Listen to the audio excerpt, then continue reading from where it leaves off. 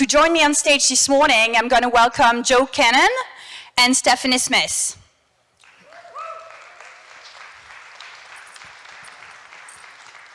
Kicking off the discussion, we're going to be discussing how Hyperice is redefining wellness through strategic partnerships. Hyperice, if you're not familiar, has become a leading brand in the sport recovery space. The brand is renowned for its association with elite athletes and top sports leagues. It has also broadened its reach beyond the locker room, as some of you might know if you're into sport. By forming strategic partnerships with lifestyle brands like Westin, Nike, Best Buy, Equinox, and Delta, Hyperice is introducing its innovative wellness technology to a wider audience. Today, we're going to be exploring how these partnerships are helping the brand connect with everyday consumers, making wellness accessible and relevant in various facets of daily life, from travel to fitness. Let's introduce Stephanie and Joe. Stephanie has been leading the marketing team at Hyperice and comes from... Stephanie is an accomplished marketing professional whose career spans iconic global brands within the sports industry. She's at the helm of Hyperice's marketing department and has overseen the launch of numerous partnerships and recovery therapy technology products. Joe is the SVP of Business Partnerships with Hyperice and joined us today from running a lot of sport organizations. He was a director of marketing and business development at Sports Studio, where he successfully launched the brand inventory project and expanded the company's digital marketing efforts. Very happy to kick off the day with you guys. Let's get the conversation going, and let's discuss first, maybe with you, Stephanie, how partnerships have played a huge role in your marketing mix strategy. Would love for you to share some innovative partnerships that have been spearheaded over the years. Yeah, absolutely. Thanks, Elise. And hi, everybody. Great to be here today with you all. Hyperice was really born and bred in the training room, specifically the NBA, way back in 2010, with our first products being tested and utilized by a lot of the trainers and players. So it's always been a really organic part of our strategy, and over the years it's really developed into bigger, more formal marketing partnerships across the NFL, PGA Tour, UFC, and a number of different sports leagues and teams across the country. So it's been great to really formalize a lot of those partnerships. It's ingrained in our DNA. It's a feedback loop for us with the trainers and the athletes. And then it's also been a marketing engine for us to really build the brand, have really strong credibility, and then also market to these different fans and consumers across the country. Mm-hmm. Joe, what would you say in terms of sport leagues? How have you been working across those different leagues, and how you've successfully engaged with NFL, NBA, and some PGA partnerships as well, expanding on that innovative partnership strategy Stephanie was describing? Yeah, I think with like where we started as a brand, which was, as Steph mentioned, in the training room, right? We're kind of a story of two brands, which is Hyperice and Normatec. And if you're not familiar with Normatec, I don't know if that's on the screen, but it's the big squishy boots you see all the athletes wearing on the sideline, or not on the sidelines, in the locker room. And so that's Normatec, and in 2020 we acquired that company. And so leading into that, both of our brands had only sold into professional sports for a very, very, very long time. And so the natural evolution of that was to focus on fitness, spa, hospitality, PT, chiro, and try to reach people where they would need our products, those early adopters. But stepping back into kind of the partnerships, we were really focused on creating experiences. And when the pandemic happened, we kind of looked out and looked around and said, where do we get more eyeballs on our product, right? CAC is going to go through the roof. Like, how are we going to get more people? CPC is going crazy. Like, everyone's online. People are watching. And as sports started to come back, we started to have these conversations with league partners around bubbles and health and wellness being a top priority for our partners then, especially during COVID. And so we took that opportunity to create some kind of really interesting moments on the sidelines to integrate our technology into the game, right? So if you were watching the NBA, our products are on the sidelines. They were in the dugout during all of Major League Baseball playoffs. And so it was literally a league kind of coming to Hyperice and saying, how do we better take care of our athletes from a organizational level? And that's where we really won during the pandemic. And so it wasn't as if we didn't sell to them prior, and it's great to have them back as paying customers as opposed to paid sponsorships. Mm-hmm. What has been really impressive with you guys is that you've been able to really match this like strategic partnership strategy with those sport leagues, basically. Would you be able to share one example of a win-win collaboration, Stephanie? Yeah, I think what we have been able to do with the NBA has been really amazing. The NBA has been a really strong feedback loop for us, and we have developed products directly from trainers' opinions and expertise, and like what's working on the sideline of a game when guys only have 10 to 20 seconds to recover and get back in. So that's been really important, and we've been able to then commercialize that and bring a lot of this technology out of the training rooms and make it more accessible for the masses. And then we've been able to bring that into places like Joe mentioned, like an Equinox or a Westin or a Delta, and how do we make sure that these products are accessible for the everyday throughout their journeys? Because we don't all want to train like a Patrick Mahomes, or we don't need that level of equipment, but having access to those modalities and then understanding the education behind it is really important. And that's a key part of our brand is we build products that the world's best athletes use and trust and need on a daily basis, sometimes multiple times a day. And the goal was always like, if we could prove it in the training room, it could be for anyone. If we can get the people who have more money than anything, that have access to more technology than anyone else, would put their money on our product and buy our tech, that would be the first step. The second step was making it so that anyone could afford it. And so that's always been our balance, is finding the tech that the world's best athletes need, that every body can use and need, but also making it at a point and keep driving the price points down to make it more accessible to more people, because I think that's really where we're going as like preventative healthcare. Mm-hmm.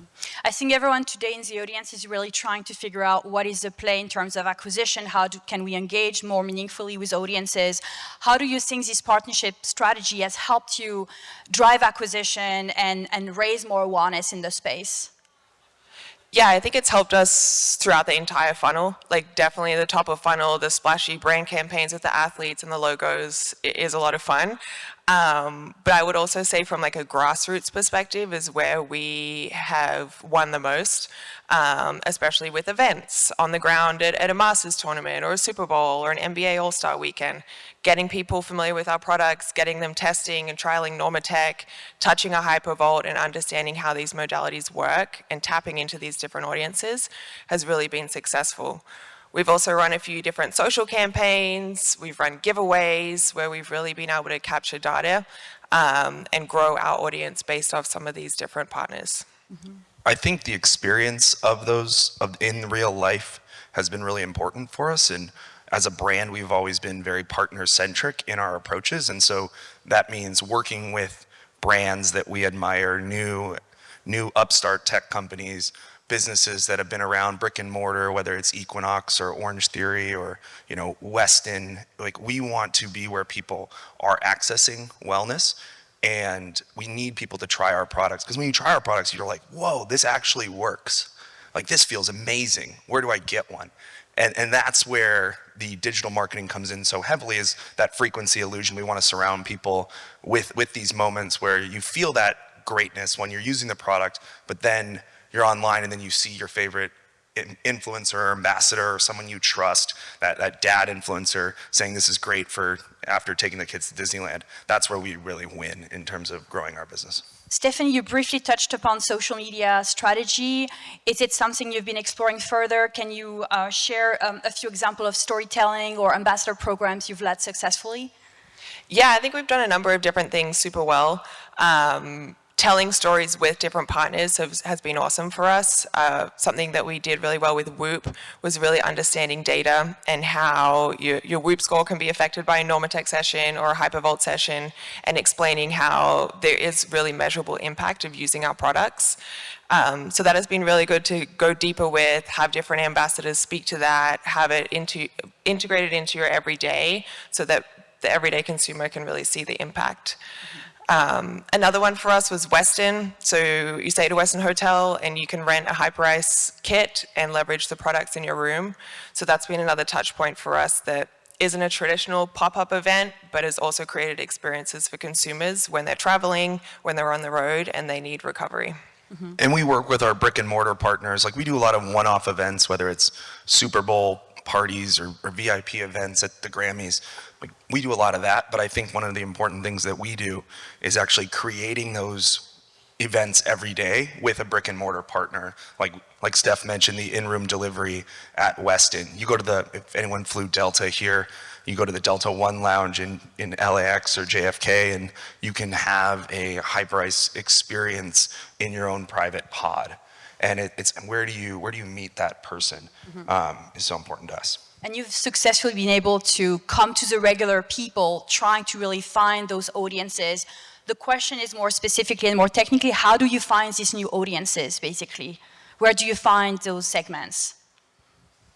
I think we look at our customers and think about, I think we're really focused on where someone is open and willing, and customer profiles that they're willing to take a chance on wellness. And so when you think about travel and hospitality, we're really focused on that, because when you're traveling and you're at a hotel, you're like, oh, I'll try that. I'll get that massage. I'll do this a little bit different. You're a little bit out of your element. You're more open and willing to it.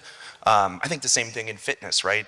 And it's so important for us, like we focus on practitioners and thinking about the connected tissue that brings those people together. So whether that's your personal trainer, your massage therapist, your physical therapist, your chiropractor, your GP, your functional medicine doc, like, or even just a friend that you trust, like our goal again is to teach those people first and be so focused on the early adopters through education and experience that then we have these advocates out in the space. You don't meet a lot of people who have a Normatec device that don't want to tell you about it.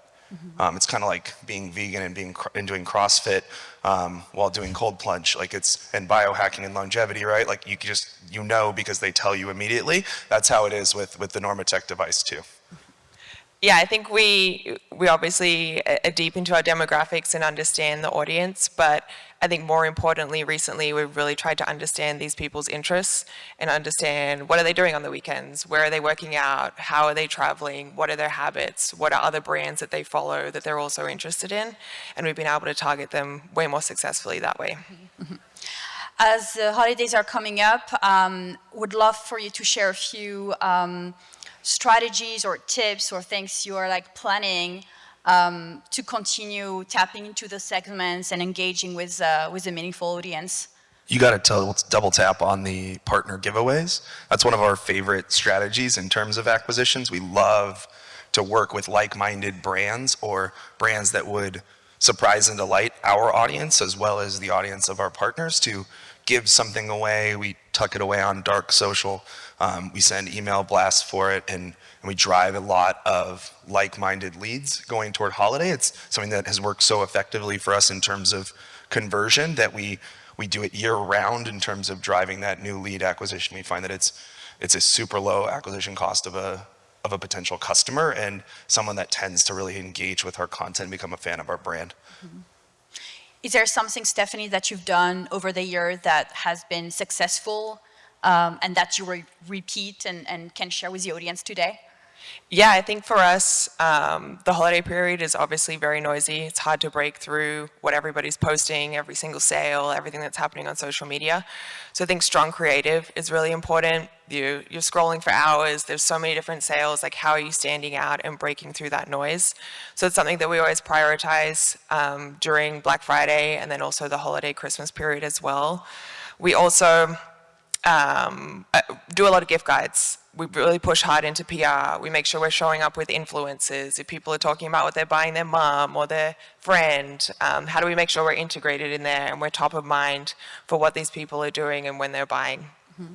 That's very exciting. Well, thank you so much for joining us this morning.